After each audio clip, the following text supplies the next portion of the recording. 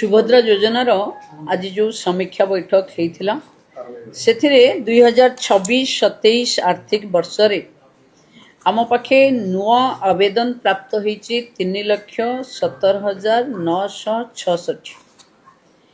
ये समस्तंकर डीबीटी सक्रियकरण, e KYC, field inquiry, NPCI mapping, payment रो फाइल प्रस्तुति एवं बैंक समन्वय आदि कार्य अग्रगतिर आज पूरा समीक्षा होता।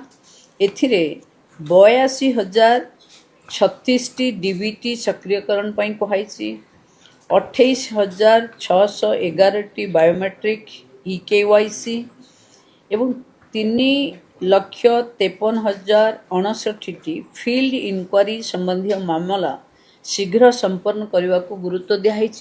ये जो किस्ती मिलिबो हमर रक्षाबंधन रे अगस्त मास रे जो किस्ती मिलिबो ता पूर्वरु आपको सारिबा पई समस्त को कहा जाइछि।